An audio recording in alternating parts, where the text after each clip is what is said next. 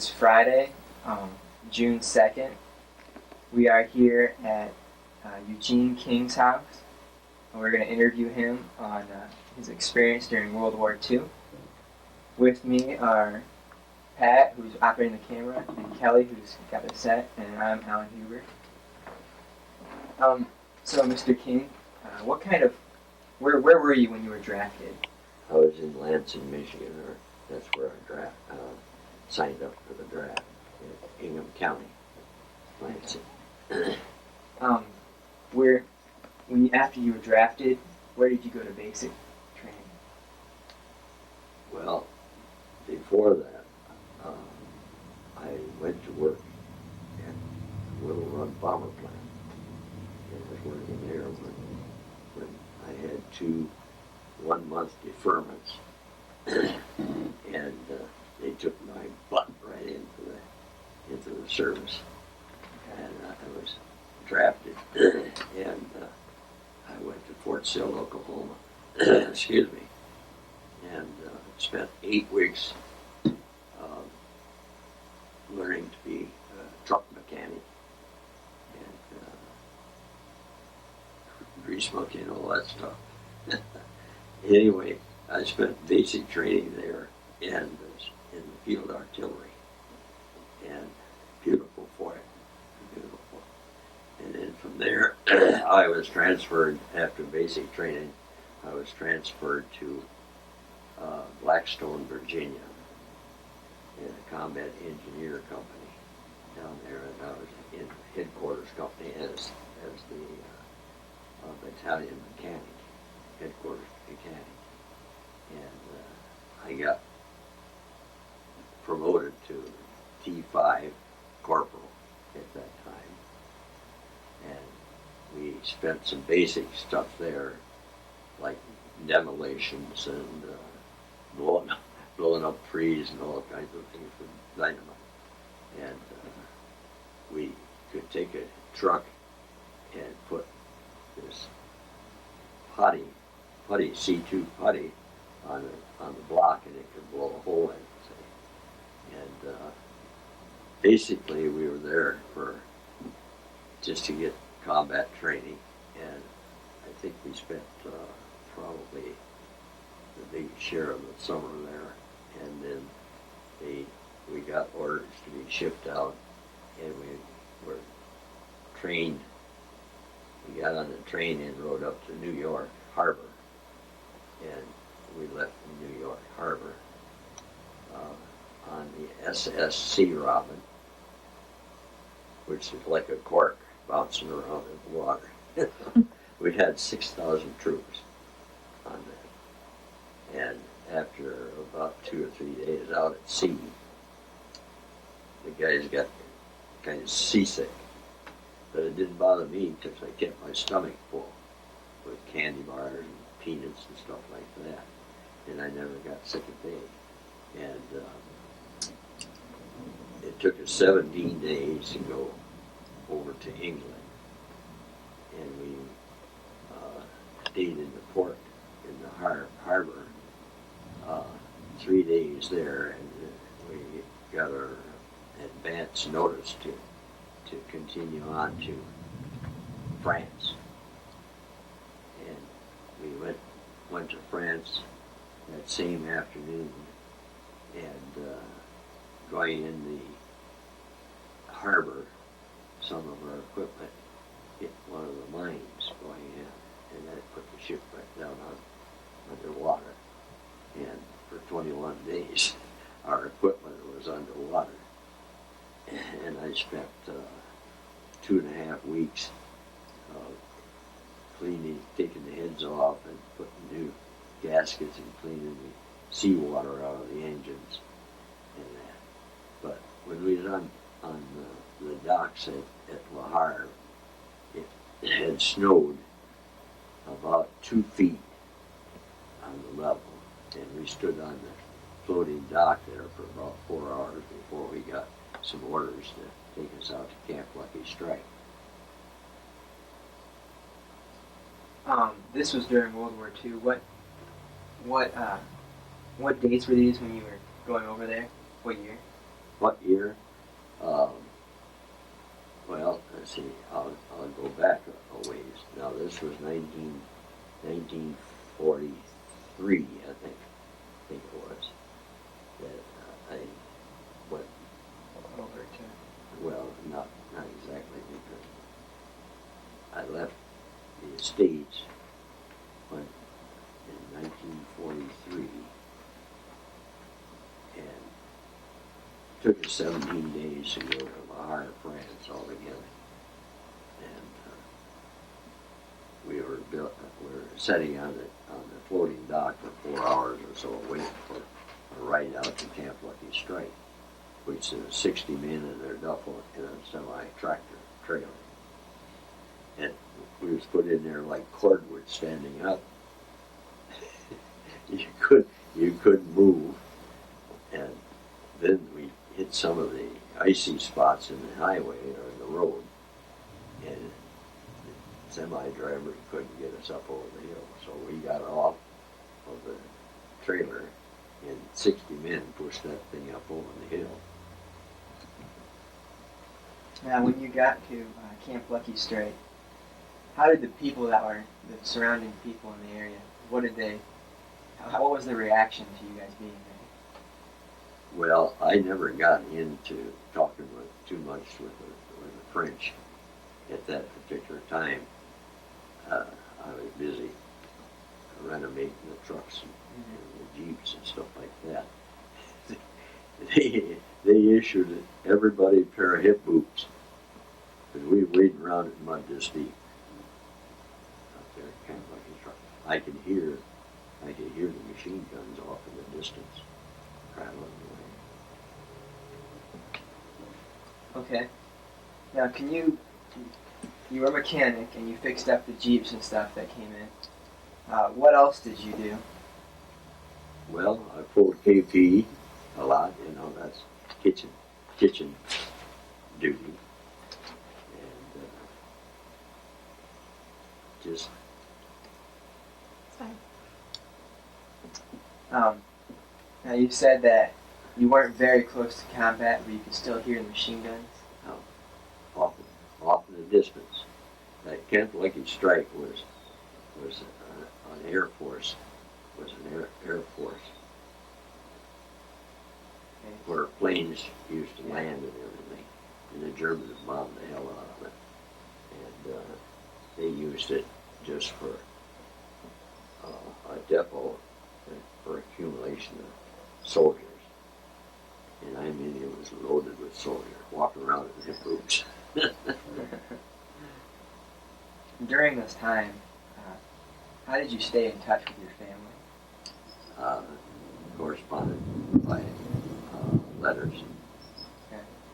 Did you send those like every day or once a week? Or Usually once a week. write and tell them how you're doing? Yeah. Okay.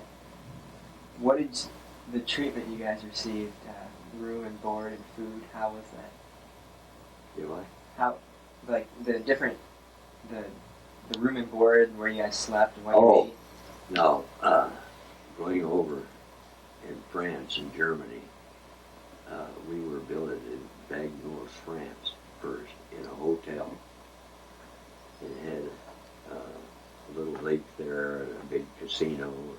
There was gambling going on for the civilians, you know. And of course, that's where us GIs went dancing with the mademoiselles. How was that? Huh? How was that? Oh, it was a lot of fun. Yeah. The supplies that came in, your food and different, your tools and stuff, how did they arrive? By truck. Were they always on time? Or? Well, our own company had his own mess sergeant and everything, and we had a tent where we went and had our food. Yeah, we had good rations. We had good rations. Now, you said that even though you weren't really near combat, did you still pray and stuff for safety? Yes, I could. Yeah. But I never got that close to it. Mm-hmm. Yeah. And off in the distance. And we supplied 80% of the gasoline that went to the front lines. Our company and battalion did. The line companies that we had under headquarters company stationed out about 30 miles distance apart had big old 4-cylinder Buda engines that pumped the gas every 30 miles. And we supplied about 80% with the front lines. Now, you said you guys went and you danced with the French girls. What other entertainment was there?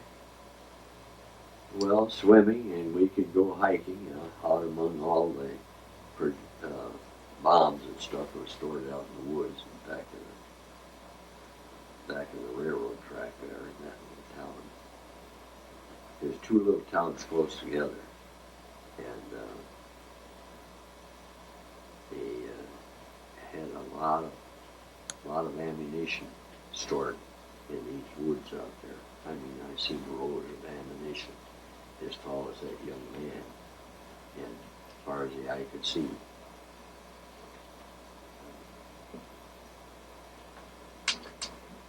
Now, see, you have a whole bunch of photos. I'm going to show these to the camera real quick.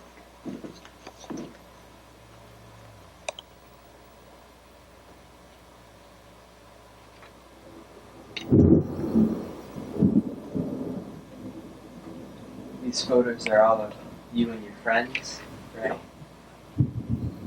Different trucks you worked on. Yeah.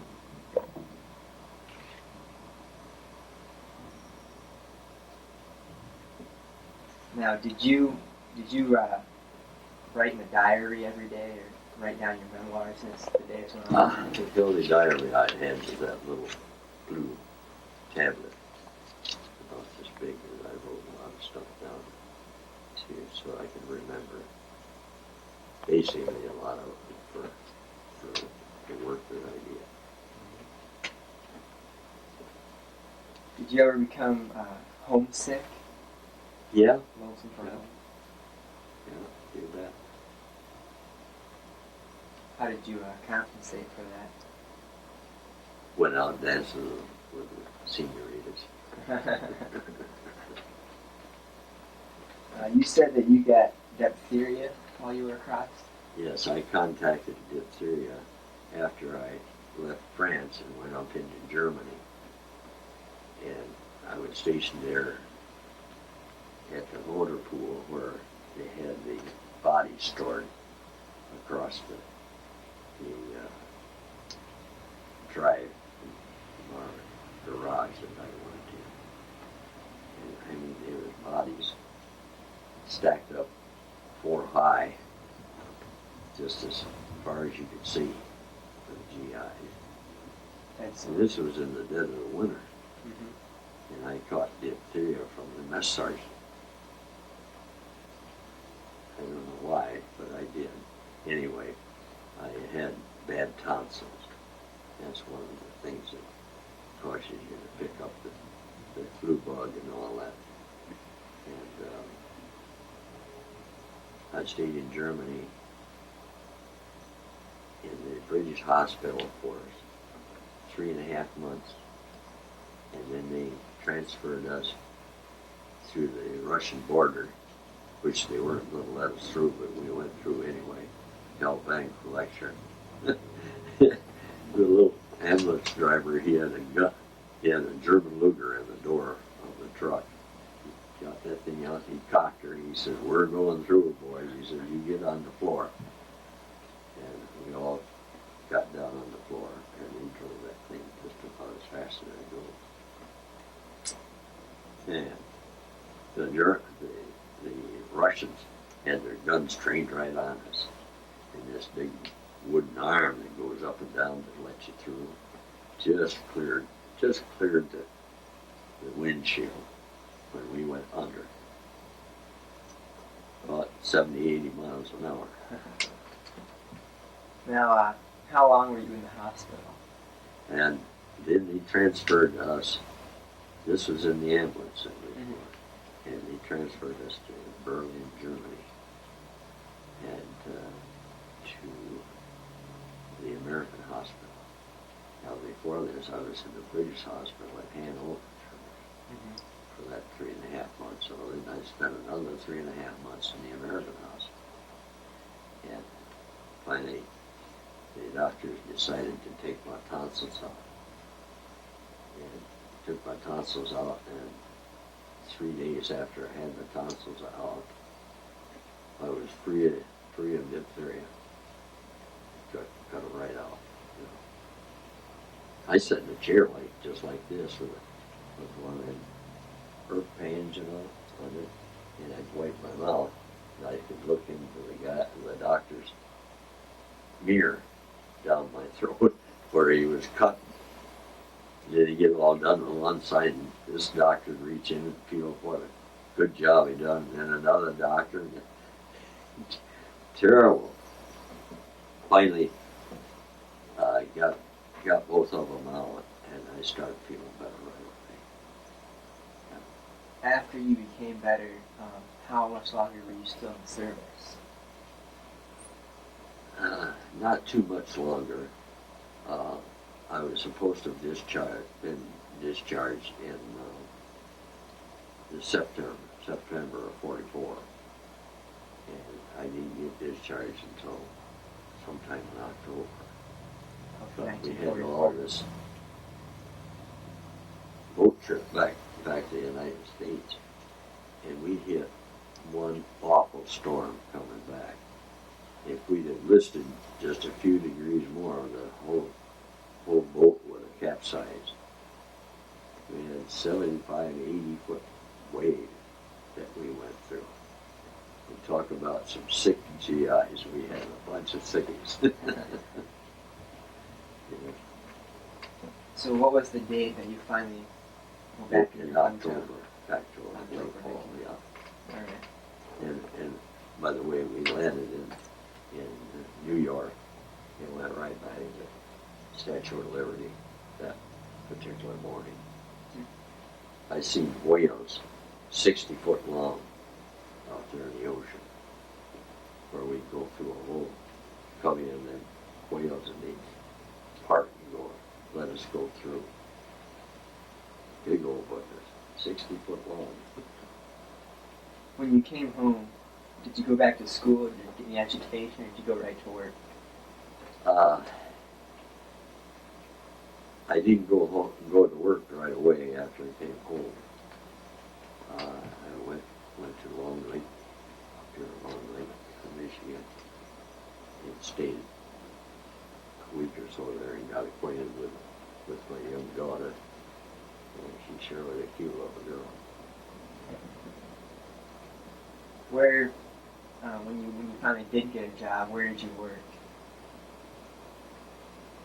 Let's see, I went to work in Parkersburg, West Virginia.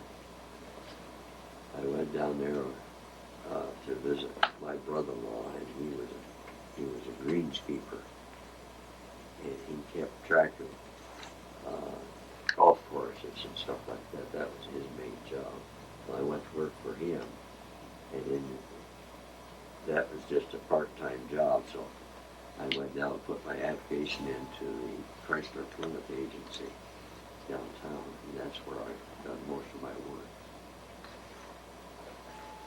Now, when you were back, did you ever keep in touch with any of your good friends in the service?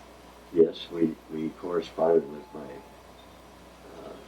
friend Henri Dago, and Beulah Dago, that's his wife. They're right just across the river from New Orleans, over in Guerrero, Louisiana. And we had to go across that big double bridge to get over there. And we'd go down there and stay with him, and we'd go out in the bayous fishing. Had a lot of fun fishing with him.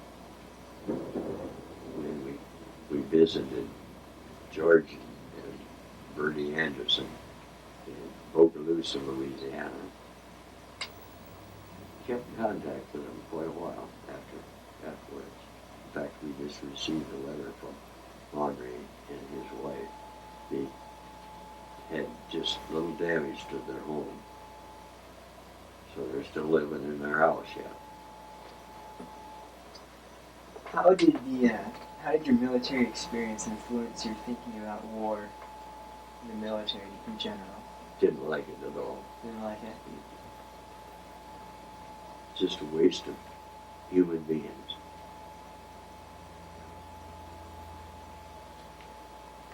Is there anything else that I didn't cover that you would like to add to this?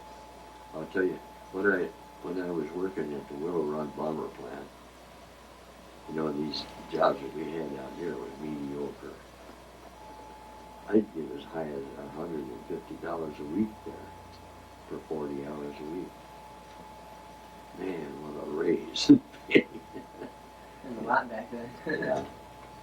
But I worked down there in Parkersburg for a while, and I decided I had a house built back here. And in fact, it's right next to my old garage right down here. That brick cement block building there. We got a construction company in there now, and that's where I done business. But I went to work for a McQueen Motor Company. Got a job down there from Parkersburg, West Virginia. And I worked for Bruce McQueen for 12 and a half years. And then I didn't get along with one of the salesmen. He was always bugging me, and I told him he'd try me job up his butt and walked off.